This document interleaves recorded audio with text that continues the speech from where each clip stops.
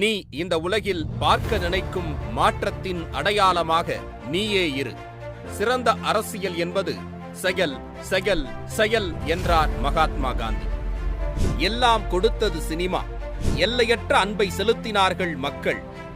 ஏது செய்தாலும் தலைப்பு செய்தியாக எல்லா பக்கமும் புகழ் சிறக்க, மக்களுக்கு என்ன திருப்பிக் கொடுக்க போகிறேன் என காண விரும்பிய மாற்றத்திற்காக, மக்களின் வருங்காலத்திற்காக, சமரசமற்ற சமத்துவ சமூகத்திற்காக களத்தில் இறங்கினார். காலத்தை மாற்ற காத்திருக்கிறார் வெற்றி தலைவர் விஜய். தமிழ்நாட்டு மண் கொள்கை உறுதிக்கு பெயர் போனது. தமிழக அரசியல் சமத்துவ போராட்டத்திற்கு அடையாளம் கண்டது. லட்சிய எண்ணத்திற்கும் நேர்மையான நிர்வாகத்திற்கும் அடித்தளம் அமைத்தார்கள் நம் தலைவர்கள். என்றும் இங்கு மதசார்பின்மைக்கும் சமூக நீதிக்கும் அரணானார்கள் நம் மக்கள்.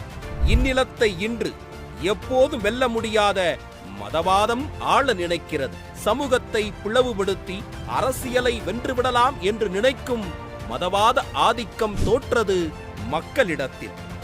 ஆனால் ஒளிந்தது மற்றொரு அதிகாரமிடத்தில். இங்கே கொள்கை பேசியவர்கள் ஆட்சிக்கு வந்து நேர்மையை தவறவிட்டார்கள். ஊழலிலிருந்து பாதுகாப்பு தேடி பயத்தில் போராடியவர்கள் டெல்லி சென்று மதவாதத்திடம் வீழ்ந்தார்கள். நல்ல வாக்குறுதிகளையும் நல்லிணக்க வாழ்வையும் நம்பி வாக்களித்த நம்மை இறுதியாக வஞ்சித்தார்கள். நேரடி கூட்டணியில் ஒரு கட்சி, மறைமுக கூட்டணியில் மற்றொரு கட்சி என ராட்சத கரம் கொண்டு தமிழ்நாட்டை ஆட்டி படைக்கும் டெல்லியின் அதிகாரத்திற்கு எதிராக உறுதியான மாநில சுயாட்சியை, உண்மையான மக்களாட்சியை, உன்னதமான அரசியலை வெல்ல வேண்டிய நேரம் இது. அரசியல் புரட்சி, மக்கள் புரட்சி கண்ட தலைவர்கள் அண்ணா, எம்ஜிஆர் வரிசையில் வெற்றி தலைவர் விஜய் புதிய ஜனநாயக புரட்சியை வெல்லவிருக்கிறார். ஆம், நம் வெற்றி பேரணிக்கான நேரம் இது.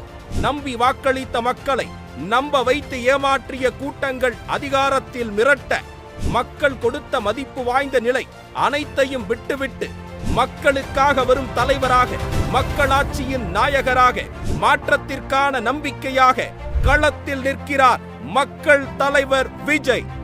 தமிழ்நாட்டின் கொள்கை அரசியலும் தமிழ் மக்களின் மகிழ்ச்சியான வாழ்வும் புத்துயிர் பெறும் விதமாக வாகை சூடும் வரலாறு திரும்புகிறது. வெற்றி பேரணியில் தமிழ்நாடு.